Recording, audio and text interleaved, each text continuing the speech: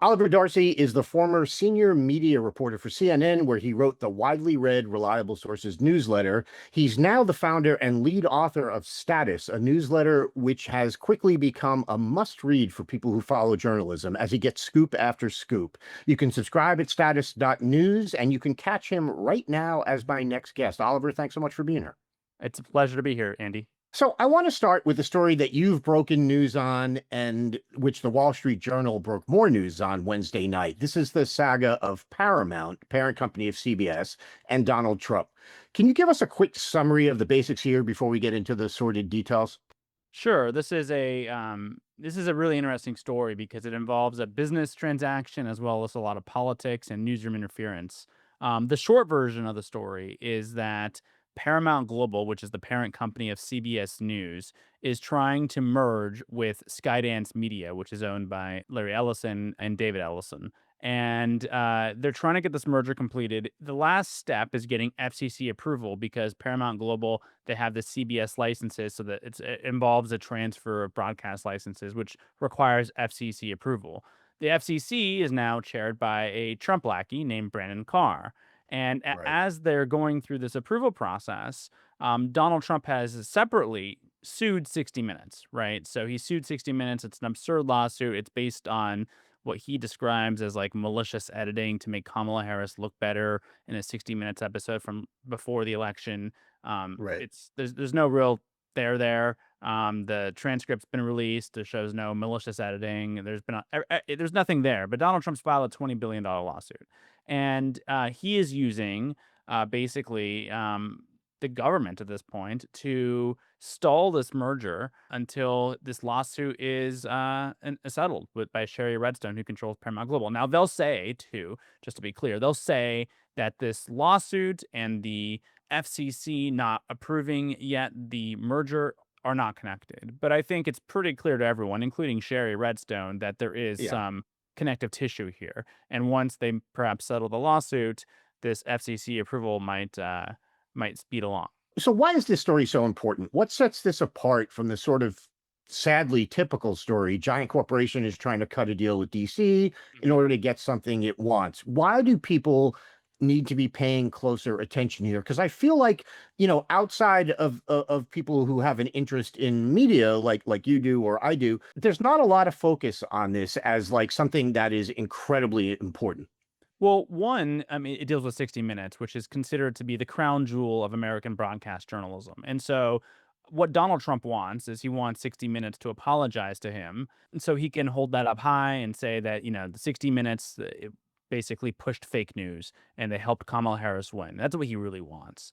And as a result, you've seen CBS News's leaders actually exit the company. So Wendy Yeah. McMahon, who said she would never apologize. Basically, she didn't say it, but that was her red line that she was not going to apologize to Donald Trump. She resigned in the last couple of weeks. The executive producer, who was beloved inside 60 Minutes, Bill Owens, he also resigned. And so you're seeing an incredible amount of pressure put on the news division at CBS News in 60 Minutes, which I think should alarm most people that Donald Trump is basically using the levers of government to tweak news coverage at the premier news magazine in the country, which is supposed to be speaking truth to power. And credit to 60 Minutes, they have been speaking truth to power. They've been running a lot of very critical segments over the last season about Donald Trump, which has angered Donald Trump quite a bit and which has Right. made the owner, Sherry Redstone, feel very uncomfortable. And so Sherry Redstone,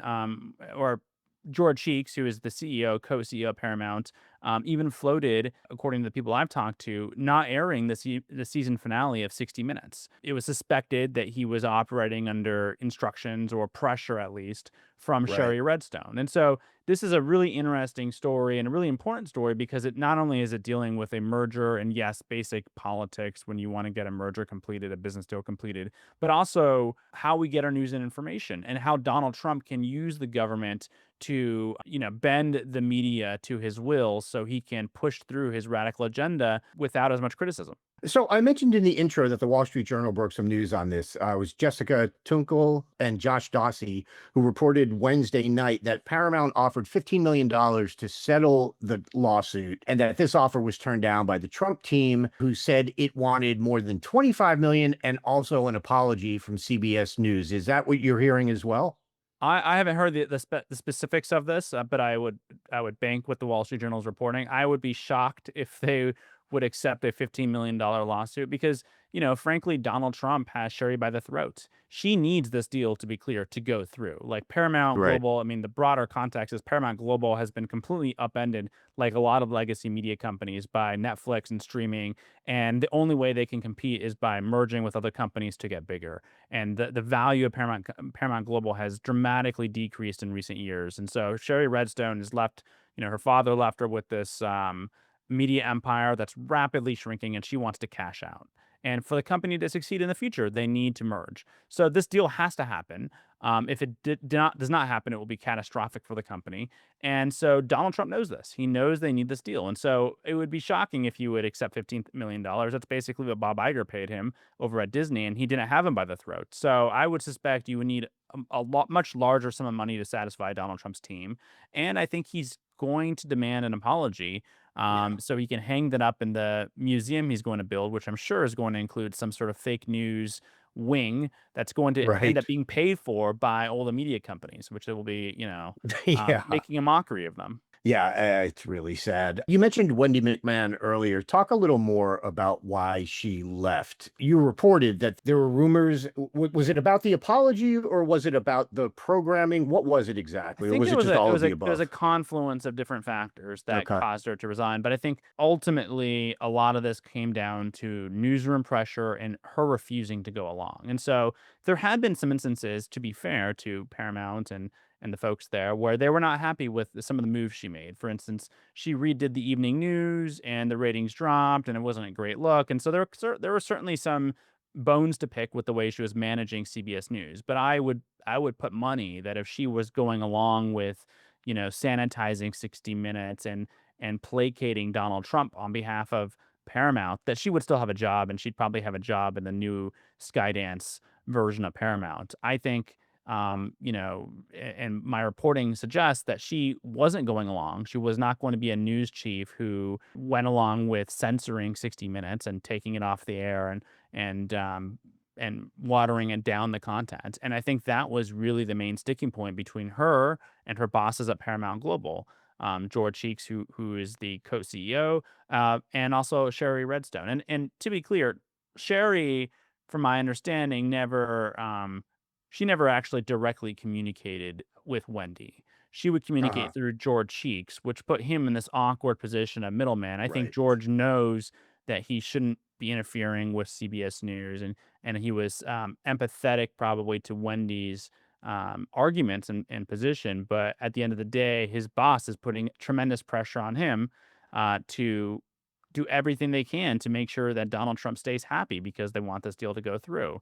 And so I think all of this led to a breaking point, and the final straw I think really was George Cheeks floating to Wendy that maybe we just don't even air 60 Minutes, the season finale. Maybe we just Hmm. put some other primetime programming in its place, which would be wild. And obviously, Wendy and everyone there would be criticized immensely. But I think that was just the straw that broke the camel's back, and she pushed back against it. And he asked for her resignation, and she gladly gave it. So, what have the Democrats been doing, if anything, about this? I know you wrote a piece, I want to say a week or so ago, about a letter that three Democratic senators sent to Sherry Redstone. What was in those letters, and has there been anything since then? Well, they were warning that the Democratic senators, they were warning that basically paying a settlement could break the law because it could be seen as bribery of the government to get a merger done. You can't obviously bribe public officials to get a deal done. That would be a crime. And so they were saying that you Really? better Still now? I mean, it seems like, yeah. I mean, that whether it's prosecuted or not, that's the other thing too, right? Yeah. But generally speaking, if the government's working properly and law and order are in place, you can't bribe public officials to get them to do things. And so the Democratic senators were warning, like, hey, you are really walking a fine line here with the settlement. And they asked a list of questions to Sherry Redstone, asking her to respond by June 2nd, which is in a few days. Whether she does respond remains to be seen. It would be something, I think, for her to just ignore Congress, especially the Senate. But, what is she going to say? Right. Yeah. And there's been, like you said, June 2nd was the deadline that they set on that. There's been no other talk from Democrats about looking into this, has there? They've made a lot of noise. There's been some noise that they've made where they have sent letters, and there was another letter sent to Sherry Redstone by more Democratic congressional officials expressing, worry and concern and alarm. But no, they haven't. They haven't gone full House GOP or anything, demanding hearings with Sherry Redstone and Wendy McMahon. That hasn't happened, and I don't know if it ever will. But there's only really, I guess, been these letters, so that's about it. Right. Yeah. All right. So I want to ask you about something that happened with longtime CBS journalist Scott Pelley, who was a correspondent for 60 Minutes. So this is all related. He delivered the commencement address at Wake Forest about a week ago, and he sort of touched on this whole situation. And among the things he said, and I'll quote here from Justin Baragona's report on this in The Independent, he said, "Our sacred rule of law is under attack. Journalism is under attack. Universities are under attack. Freedom of speech is under attack." He went on to say that ignorance works for power, meaning the powerful people want us to be ignorant. And they, quote, "make the truth tellers live in fear when they sue the journalists and their companies for nothing." So everything he says there is absolutely true, right? Yes. I mean, I think there's no doubt about it, right? Yeah. Well, Oliver, the esteemed journalists at Fox News disagree with you. Harris Faulkner was furious that Pelley had the nerve to attack Trump's policies.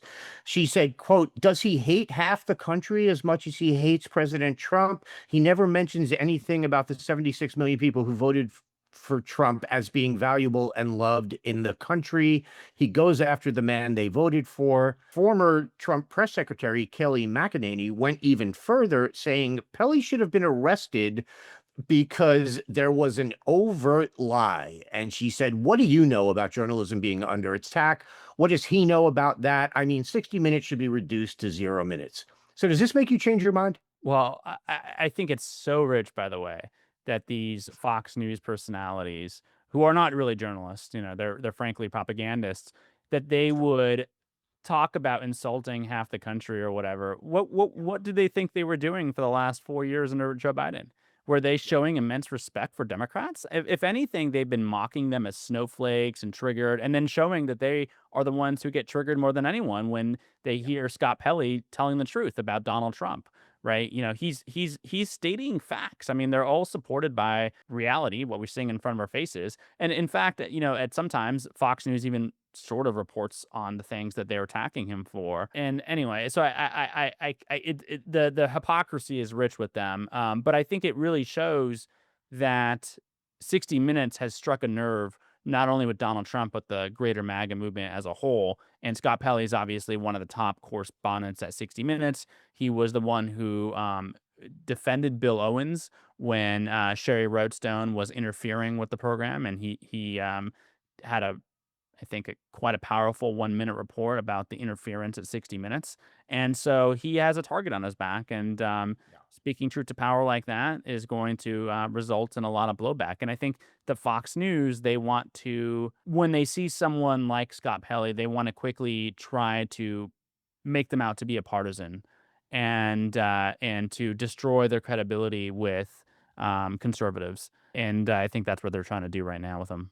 Obviously, the things that leapt out at me were, in particular, Scott Pelley says journalism is under attack and freedom of speech are under attack. And Fox News is outraged that he said this and then says he should have been arrested. And I just, do you While not also not understand? not caring apparently about the insurrectionists who were all let out of prison.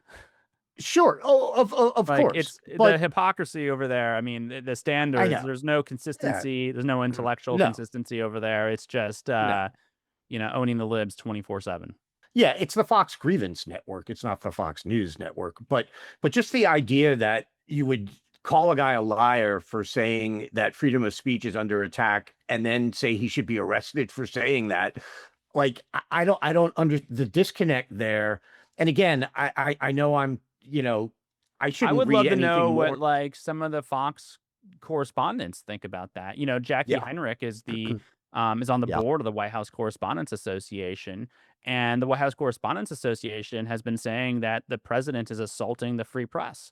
In fact, Fox News even signed on to a letter, as an organization, when Trump was, banished the AP from their spot in the pool. So the fact that Fox News personalities are saying one thing while their, organization and company as a whole are saying another thing, is, also notable. And, I wish that they would put more correspondents like Jackie Heinrich on air to talk about the, assault that Donald Trump is, waging against the press, instead of these talkers who know nothing about what they're talking about, Yeah, but or do, and they're obviously, just being dishonest, which is actually probably well, the more likely scenario. exactly. And also, they don't want their listeners to know that Jackie Henrik is doing this. That's sort of the for them. That's sort of the oh, she's off doing that. See, that gives us legitimacy.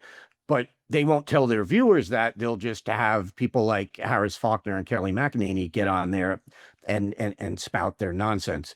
And by the Um, way, what they will do is they'll take Jackie Heinrich and Trey Yingst and all those guys, and put them in front of advertisers, right? So at the right, upfronts, exactly. they're Yeah, the ones who you see, and they tell advertisers, we do real news and look at all our serious journalists. But yeah. on air, often you see those folks, right? The Harris Faulkners and the Kayleigh McEnany's and the Sean Hannitys, and they're overtly misleading the audience. Yeah, for sure. I have like 2 minutes left. I want to ask you about something else you wrote about, which is about Trump threatening to defund National Public Radio. Can you contrast Paramount's response to Trump's lawsuit with how NPR is handling this? I think NPR is taking the Harvard route, which is like, we're not going to back down. We're going to actually, seek to remedy this in court. And that's what they're doing. They're taking Donald Trump to court. They filed a lawsuit against Donald Trump and his administration earlier this week. And, I talked to Catherine Marr, who's the CEO of NPR, and she told me that there would never be any negotiations because they're not going to negotiate on their editorial with the White House. And I think that's obviously standing in stark contrast to the way Paramount and a lot of other media companies and tech companies have operated over the last several months with Donald Trump. Now, I will say too, again, it's a little bit different, right? It's not apples to apples because Sherry Sure. Redstone's trying to complete this deal. There's no Yes. deal with NPR, but I do think that, the way when you look at the way they're handling this, it certainly comports to the way you would expect a journalistic outfit to respond to a bully like this, given that the responsibility is to hold them accountable and not to bend to their will. And seeing what Sherry Redstone's doing over at Paramount with CBS News, the network of Edward R. Murrow and Walter Cronkite, sorry. Yeah, I just think it's a shame. Yeah, absolutely. And it's good to see NPR doing this, obviously. And as you said, they're sort of following the Harvard lead and also the lead of the law firms that didn't capitulate Right. to Trump, unlike Paul Weiss, which, sort of started this ball rolling by capitulating.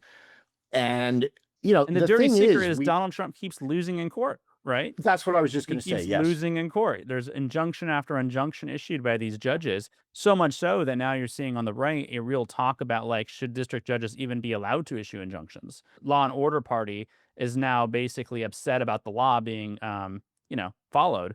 And so, that's disturbing rhetoric. But yeah, like, I think that there's obviously a case for NPR to make. I'm sure, the NPR is very confident that they're going to, get an injunction. I guess the only issue here with Sherry is that they can't really go to court and seek an injunction in this way. They would have to sue the government if they block the merger, and that might end up taking a while. That's actually what happened in the first Trump administration when they sued, over the CNN, the AT&T Time Warner deal, and Right. CNN was obviously front and center in that lawsuit, and they had to go to court, and eventually they won, but it was a protracted legal battle. And I think that Sherry Redstone just wants to avoid that, pay off Donald Trump, and make this go away. Well, at least that merger worked out really well. I'm kidding, of course. Yes, Oliver, very thank well you for all so parties involved. yeah. Oliver, thank you so much for being here. Folks, if you're not subscribed to Status, go to status.news, hit it up. It's good stuff all the time. Oliver, really appreciate your time. I appreciate it, Andy. Thank you so much.